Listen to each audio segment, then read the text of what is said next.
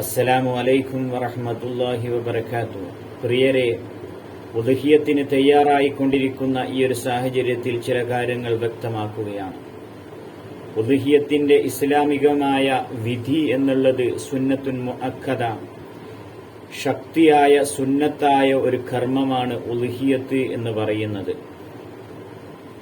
മഹാനായ ഇബ്രാഹിം നബി അലൈഹിസ്സലാമിന്റെ ദീപ്ത സ്മരണകൾ അയവിറക്കുന്ന ഒരു പ്രത്യേക കർമ്മമാണ് ഉദ്ഹിയത്ത് കർമ്മം എന്നുള്ളത്. ആമുഖമില്ലാതെ വിഷയത്തിലേക്ക് പ്രവേശിക്കുകയാണ്. അള്ളാഹുവിന്റെ റസൂൽ മുഹമ്മദ് മുസ്തഫ സല്ലല്ലാഹു അലൈഹി വസല്ലമ 10 വർഷക്കാലം ഉദ്ഹിയത്ത് കർമ്മത്തിൽ പങ്കുചേർന്നു എന്നുള്ളതാണ് ഇവിടെ അറിയിക്കുന്നത്. മദീനയിൽ 10 വർഷക്കാലം നബി സല്ലല്ലാഹു അലൈഹി വസല്ലമ ജീവിച്ചു. ആ 10 വർഷവും ഉദ്ഹിയത്തിന്റെ കാര്യത്തിൽ നബി സല്ലല്ലാഹു അലൈഹി വസല്ലമ പങ്കെടുക്കാതിരുന്നിട്ടില്ല എന്ന് കേൾക്കുമ്പോൾ എത്രമാത്രം പ്രയാസത്തിലും പ്രതിസന്ധിയിലും ജീവിച്ച സമയത്ത് പോലും അള്ളാഹുവിന്റെ റസൂൽ മുഹമ്മദ് മുസ്തഫ സല്ലല്ലാഹു അലൈഹി വസല്ലമ ഉദ്ഹിയത്തിന്റെ വിഷയത്തിൽ നിന്ന് ബേക്കിലായിട്ടില്ല എന്നുള്ളതാണ് ഹദീസിൽ നിന്ന് വ്യക്തമാകുന്നത്.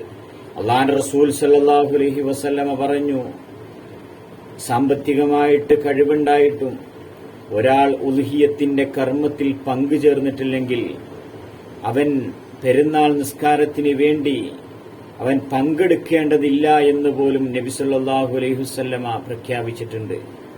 ഒരു മനുഷ്യനിക്ക് ഉദ്ഹിയത്തിന്റെ സാഹചര്യം മുഴുവനുണ്ടായിട്ട്, സാമ്പത്തികമായ സാഹചര്യം ഉണ്ടായിട്ട് ഒരു മനുഷ്യൻ ഉദ്ഹിയത്ത് കർമ്മത്തിൽ പങ്കെടുത്തിട്ടില്ലെങ്കിൽ അവൻ മജൂസിയായിട്ടോ നസ്രാനിയായിട്ടോ യഹൂദിയായിട്ടോ മരിച്ചു പോകട്ടെ എന്ന് അള്ളാഹുവിന്റെ റസൂൽ സല്ലല്ലാഹു അലൈഹി വസല്ലമയുടെ ഹദീസിൽ നിന്ന് വ്യക്തമായി മനസ്സിലാകുന്നതാണ്.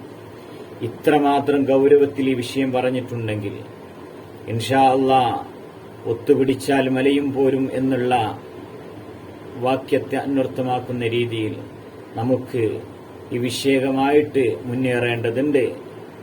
അള്ളാഹുവിന്റെ ഷിആറുകൾ ലോകത്ത് കാണിക്കേണ്ടതുണ്ട്. അള്ളാഹുവിന്റെ ഷിആറിനെ ആരെങ്കിലും ബഹുമാനിച്ചു കഴിഞ്ഞാൽ, അള്ളാഹുവിന്റെ ചിഹ്നങ്ങളെ, അള്ളാഹുവിന്റെ ആരാധനകളെ ആരെങ്കിലും ബഹുമാനിച്ചു കഴിഞ്ഞാൽ അത് ഹൃദയത്തിന്റെ ഭക്തിയിൽപ്പെട്ടതാണ് എന്നാണ് പരിശുദ്ധമായ ഖുർആനിൽ അള്ളാഹു നമ്മെ അറിയിച്ചിട്ടുള്ളത്.